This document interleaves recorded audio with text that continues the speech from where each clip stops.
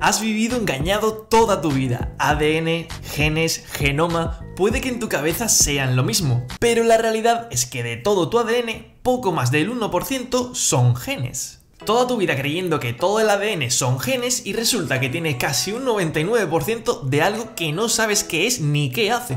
Pero no te preocupes porque para eso estoy aquí, para explicártelo. Hoy en Biotex vamos a hablar del misterio de los pseudogenes. Según los estudios más recientes, únicamente el 1.5% de nuestro ADN corresponde a genes que codifican para proteínas. Es decir, que solo ese 1,5% son secuencias que se transcribirán de ADN a ARN y tras ello serán traducidas a la proteína que corresponda. El resto de ADN que no codifica para proteínas se conoce desde hace más de 60 años, momento en el que los científicos comenzaron a mostrar un enorme interés por ver qué funcionalidades tenían y a realizar todo tipo de experimentos con ellos. Entre otras cosas, vieron que podían tener alguna función reguladora, aunque la tecnología de momento era bastante limitada. Desde entonces, el misterioso 98% ha recibido varios nombres, pero sin duda el que más ha sonado en la prensa es el de ADN basura.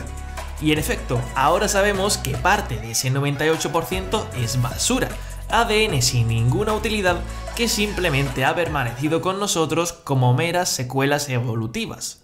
Pero hay una buena parte de todo ese ADN basura que no lo es, porque sí que tiene una función realmente importante.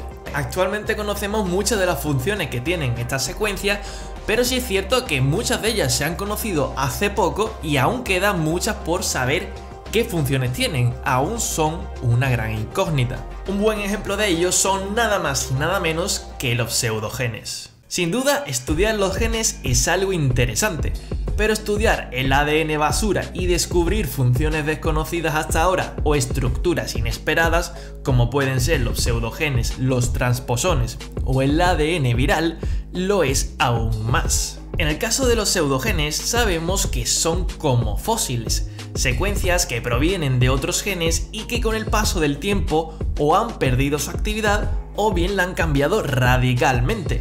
En resumidas cuentas, son versiones alteradas de otros genes.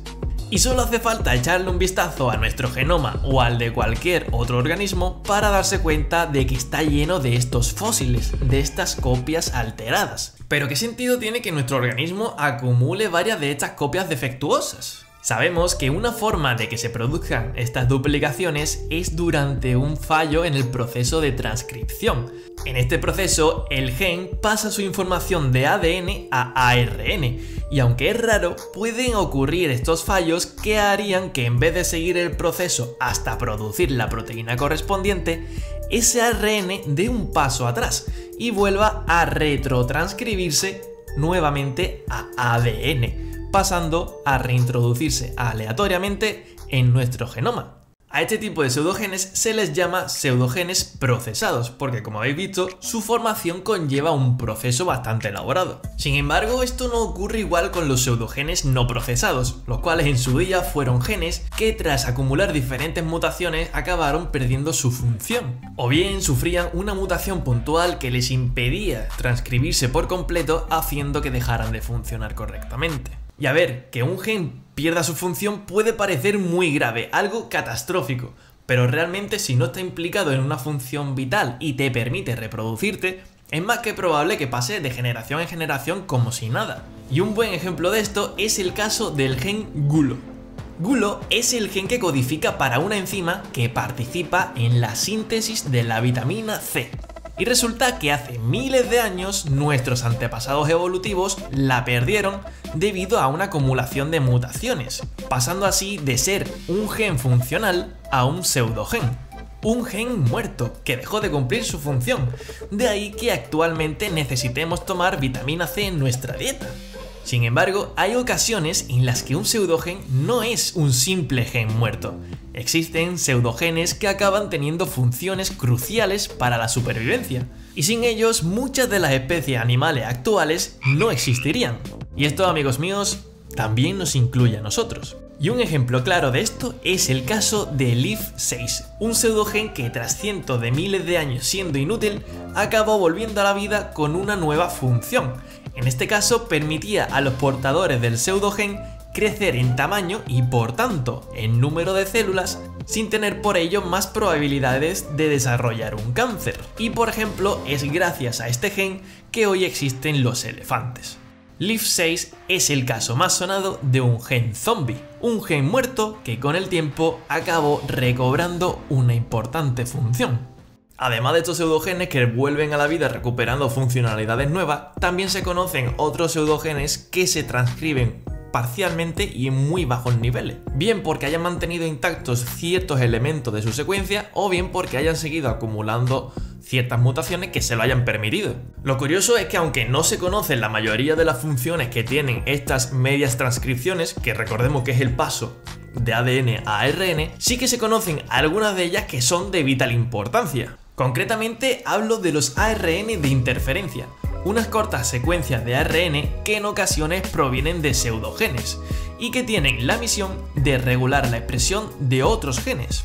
Estos reguladores son los siRNA, miRNA y piRNA, que vienen de Short, Micro and Piwi Interacting RNA. Hay casos en los que los pseudogenes tienen la secuencia complementaria a la del gen original del que provienen, de modo que cuando este se transcribe, será el homólogo, será la pareja al transcrito del gen original y se podrá unir a él.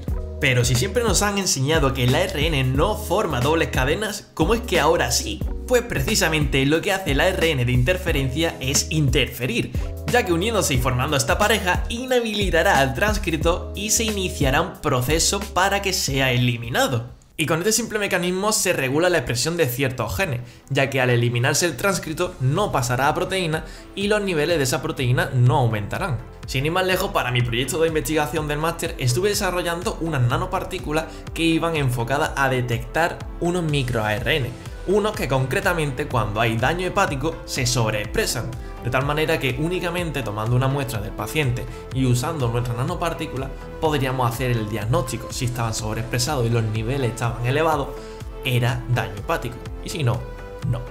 Y esto es simplemente una de las múltiples aplicaciones en las que se pueden utilizar estos microARN o ARN de interferencia. Al estar implicado en una infinidad de procesos celulares, ha surgido un nuevo campo, una multitud de posibilidades tanto a la hora de diagnóstico como de tratamiento de enfermedades. Vamos, que es el puto futuro, y están involucrados en ella los pseudogenes, que hace poco se les llamaba ADN basura.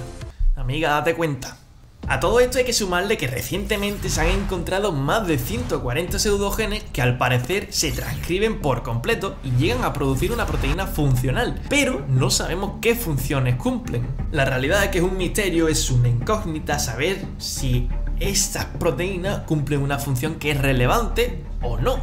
Pero tened por seguro que el día en el que se sepa, aquí estaré yo para traer un nuevo vídeo hablando sobre sus funciones. Y nada más, chavales, os dejo por aquí el vídeo de mi trabajo de fin de máster donde explico más a fondo cómo va eso de las nanopartículas y nada, como siempre, nos vemos la semana que viene.